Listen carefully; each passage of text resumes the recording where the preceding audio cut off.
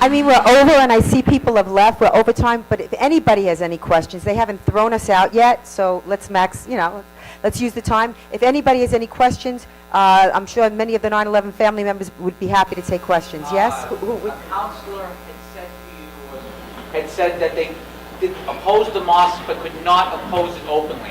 What explanation did he give? Did he give it because of re-election? Did he say he was afraid of protests? Well, he was a newly elected Democratic councilman of my area in Queens. I won't give his name right now. And he said he sort of indicated it was, very political. I also spoke with our assemblywoman, and they did ask me to come to their office. So I do plan on going to their office, and I'm going to pressure them into asking about why. Was it considered a party matter? Did they imply that at all? They thought it was political. They said it was political. I mean, he didn't go into detail, but he did ask me to come see him. I'd be very interested in what he says. Yes, yes. But I do urge everybody to write. I think if people write their congressmen and their councilmen, they have to feel the pressure. I mean, that's all I can. They respond to that. Yeah. Are there any Muslim groups at all that have spoken out against the mosque? Is there any? You mentioned some moderates that is there any organized group? Is there any? I've never heard any. I mean, Zudi Jasser has spoken out against the mosque. The problem is, Zudi Jasser, represents Zudi Jasser. I mean, he lives in his own sort of private Islam, and he was thrown out of his mosque. So I do believe that there are Muslims. The problem with if they come out against the mosque, they have to live in their communities.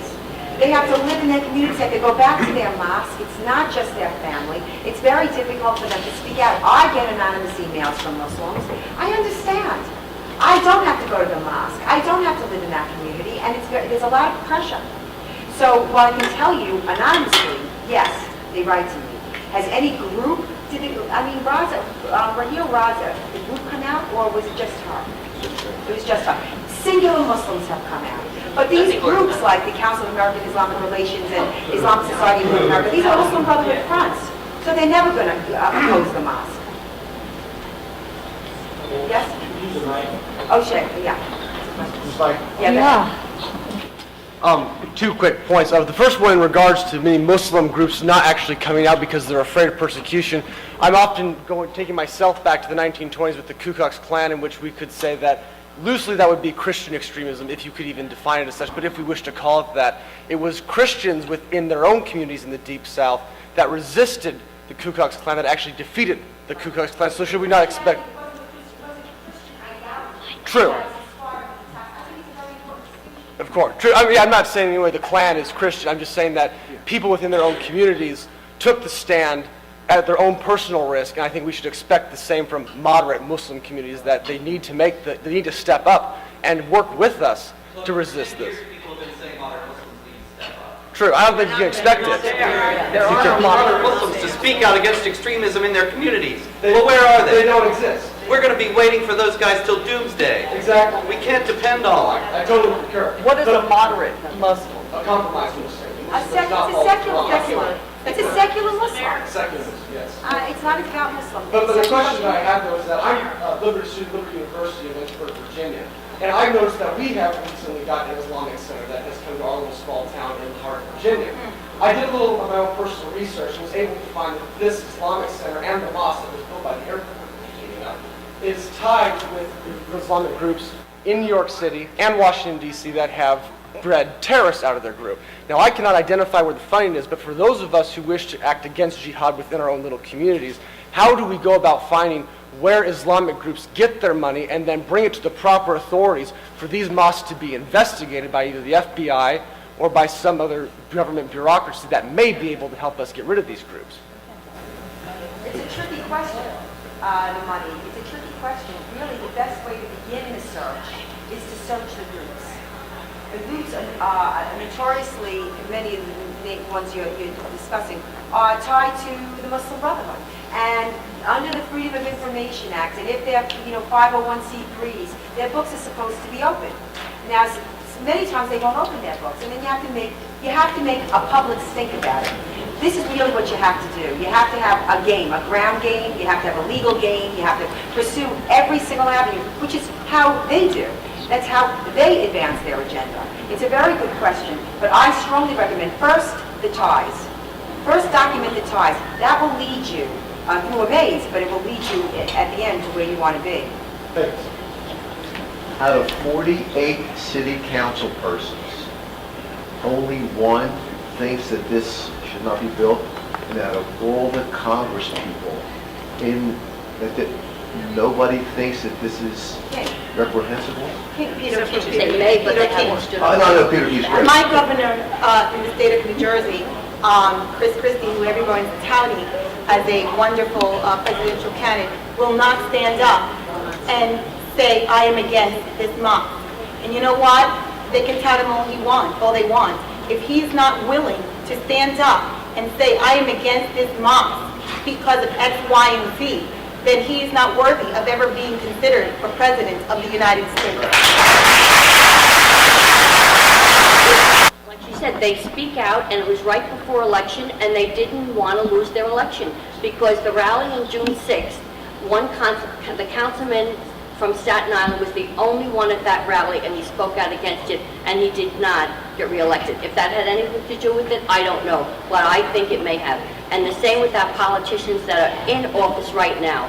They do business. Where is their investments going? Mayor Bloomberg has investments in Dubai, and this is his third term, which he sort of sold himself into it, and then now he's in there and he's making all these decisions. And he has investments in Dubai. He really is not interested in what's happening in New York right now. I just wanted to parrot on what Joy said. We better wake up. Yes.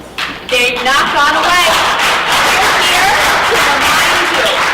They're not gone away. They're not going away. And America has forgotten, and they're going to attack again.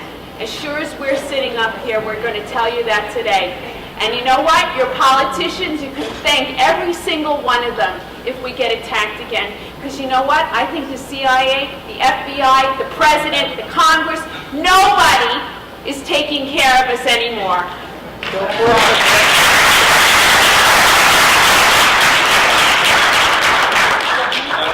My question is for mainly Pam. Grover Norquist said yesterday that that making an issue out of the mosque, and the Sharia law thing, he said that he wants it to go away because it doesn't think it'll work, and he said he wants it to go away because it's the wrong thing to do. And I was wondering if maybe you could respond to that. Well, I want the Sharia law to go away because I don't think that'll work.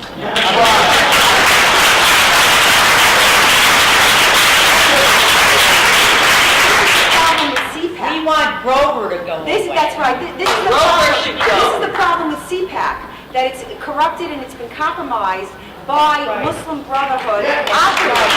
And the 12,000 people that come, the 12,000 people, this is why I do my events here. Every year I do an event. Because if you look at the agenda of CPAC, look at all of the panels, and then look at your daily news headlines, they're either clueless or complicit, okay? That's right. And I believe it's the latter.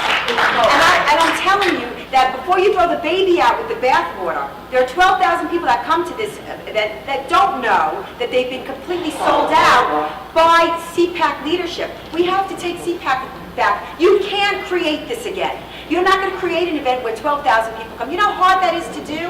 Why do we have to walk away from something so great for the people that are coming? The people are coming here to be activated. To put his soul to the highest bidder, the Ron Paulians, and so on. I mean, it's ridiculous. I'm sorry, it's ridiculous. I'm going to go in.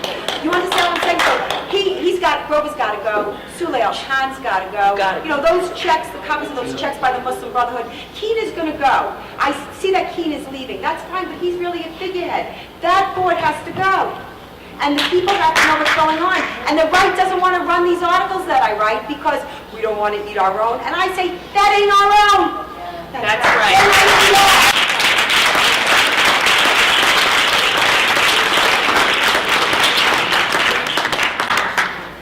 Who else?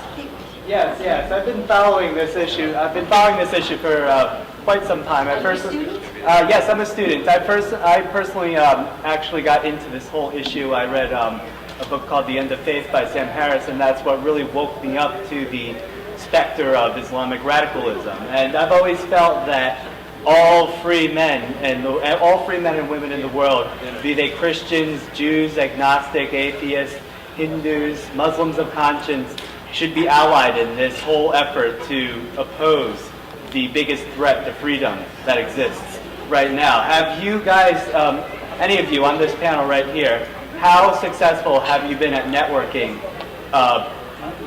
such diverse groups of people to this common cause, which threats us all? Yes, found us Hindus that have been, the victims of, jihadi wars over, 85 million Hindus have been slaughtered, Zoroastrians, any freedom-loving people, yes, we have a common cause. The problem is we have a media that's absolutely corrupt. We have a media that promotes an Islamic supremacist agenda, so we have to find each other this way. Anybody else want to add to this? And people 9/11 family members are so afraid of offending too. People are so afraid of offending the Muslim people because the media has managed to paint us as wacko, bigots. So who wants to be labeled that? I mean, even for my own children, they understand what I'm doing down here today. But to explain to them that, mommy doesn't hate all the Muslim people, it's hard for people to wrap their head around. Well, why wouldn't you want a mosque? What harm would it do down there? It takes a while for people to realize you got to stand up for it and not be afraid what the media throws at you, what other people think, and you have to stand up for what you believe in. It's very hard for people to do that. They're afraid of being labeled. They're afraid of being thought of as, oh, those 9/11 family members who can't get over it. Can't they just get over it? Didn't they get enough money? Like, it's all that. So you got all that baggage. You got to listen to people say, you got enough money. You're a 9/11 family member. You should just be quiet now, little 9/11 family member. We paid you enough money. So go home, be quiet, and don't let it bother us. And it's an opportunity to put people on the spot. God has this wicked sense of humor. Because right after I did the rally with 9/11 in New York City, I'm also a New York City public school teacher. And the next day, my editors was an Egyptian young man. So all these teachers were walking in. Rosa, we saw you in the rally. I was going like this. But then, you know what? I didn't care. Because the time had come, and I looked at him and I said, Kareem, where do you stand on the mosque? Because this is where I stand. And he had to respect where I stand on the map. Of course. He did not, and he gave me his answer, but you know what? It opened the door to a dialogue. And we need to start, he's secular, I'm sure. You know what? But we need to start, there are moderates out there. We need to find them, and we need to start conversing. Because I've tried to reach out to them myself. I speak a little bit of Arabic, but every time I try to do it, they always get offended. Do it in English. You don't need to do it in Arabic.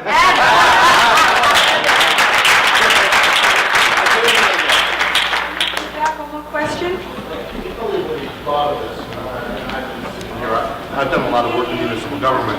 The question is, the question is, why has this territory around Ground Zero not been declared a historic preservation district? And why haven't covenants, for obvious reason, been created where the National Park Service would take over zoning rules over this particular part of Manhattan?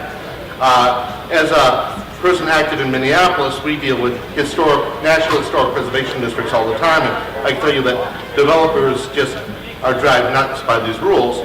This would be a way that you could limit the use of that property to the federal government and bypass the city council. Thank you for that question.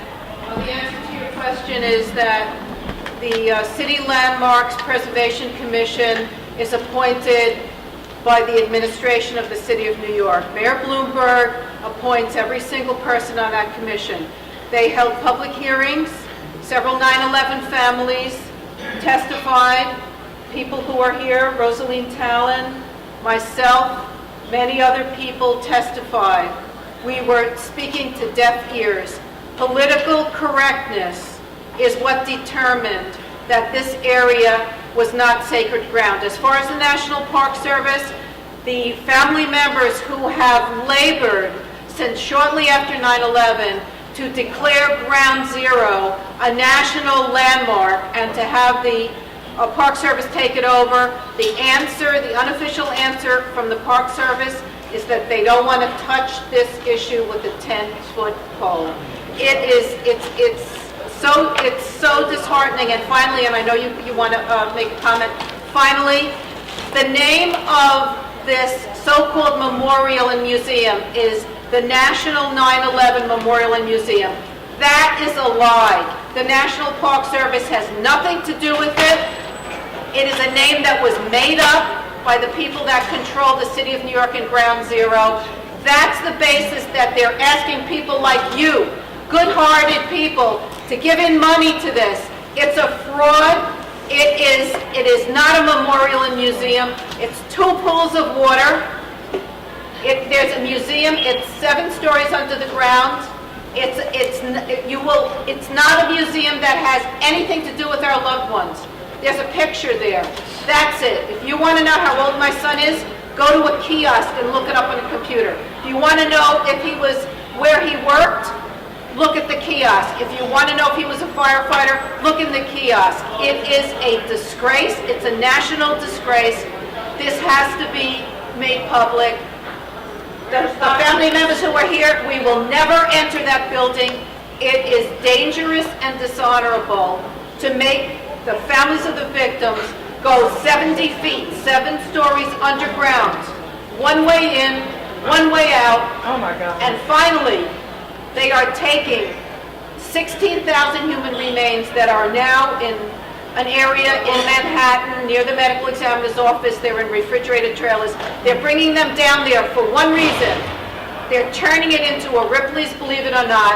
So good-hearted people like you will pay $25 a head to get in there, to look at a wall that says behind these walls there's 16,000 human remains. And finally, no information about the dead, these heroic, beautiful, patriotic Americans. But the people who run the 9/11 Memorial Museum are going to have a wall that we call the Terrorist Wall of Fame, with the pictures of the terrorists and their last statements and all of their motivation. That's the God's honest truth. But they have succeeded in suppressing all the atrocities about this memorial museum. And Daisy Khan is on the board. Yes, Daisy Khan is on the board, and I'll tell you one other thing. Before, some people were successful in having her name removed. She had a space on the memorial website called Muslim Voices. People were supposed to write in their experience if they were a Muslim after 9/11, if they had a bad experience, if they had a good experience. And a copy of all of these experiences was to be copied to another Muslim group so that they could keep it for their records. You know what? This is an atrocity. We need your help to stop this. This is about our loved ones. This is not about anybody's religion.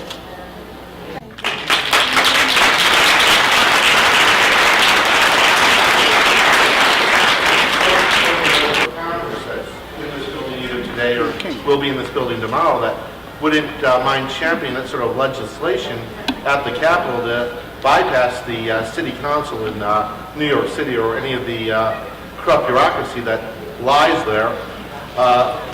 Also, well, Michelle Bachman comes to mind. Ladies and gentlemen, sir, I want to take that for a second. I had a moment just a second ago where Pamela invited me up to speak to all of you. And after hearing the testimonies of all of these women, there was nothing that I could say that could do anything more to honor the families of all of you than just to tell you that I will never, ever forget. But I want to assure you that there are members of Congress that you all have elected this last cycle, like Alan West and others, that are going to fight this in the U.S. Congress. One thing to all of you, that you have a call to action to make. You've heard people weep. You've been sitting here with me, weeping with them. You have a duty that when this movie is screened tomorrow, if the room is in standing room only and people aren't lined up outside, then you have failed to do what your duty as Americans are. There are 12,000 conservatives that are man? Where were you? Where were you on 9/11, and where are you today? Ladies and gentlemen, you have a duty not just to never forget, but to never stop fighting. Do you understand?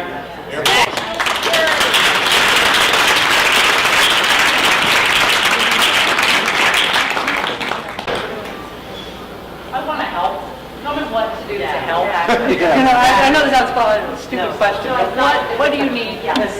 Would you come to us after with your information? Of course, any actions that we do at Atlas and Jihad Watch, if it's like Sally said, you have to write your congressman, but we're actively involved in fighting this mosque. So you do have to go to our websites to see what actions we're taking. We did a rally last week demonstrating against the New York City Council because the New York City Council is advancing the Ground Zero Mosque, where they say it's not government's business, and yet they're stopping Walmart. So we were there to point out the hypocrisy. We constantly are fighting this mosque. We need you, if you're in the New York area, to come. Or we need you to write to make a phone call. Yeah, make a phone call. Make a phone call. Yes. Hold them accountable. Because just because you're not in the New York City It's a good area, question. this affects all of us. Because where do we draw the line on this? And I want to thank you very much. I'm going to give you my card. I hope we can be in touch. Yeah. Would you tell me the websites? Mayor Bloomberg, if we don't have any more Mayor Bloomberg, it's about time, enough. Maybe if we will have a new mayor, he will be not so political. Yes, young lady? Enough. I love it. The bottom line is that religion or no religion, you can worship a stone, just don't stone me with it. That's our platform. I'm being told by management that we have to close it up. If you want to buy the DVDs, they're in the back, $20 a piece. Please come tomorrow. Please come tomorrow, and please set up screenings in your living rooms, in your libraries, in your offices. I will come. I will speak if you want me to in your schools, in your classrooms. You have to educate the people. You are the new media. Every single one of you have been activated. Now do something about it. AtlasShrugs.com, JihadWatch.com, PamelaGeller.com. It's all there.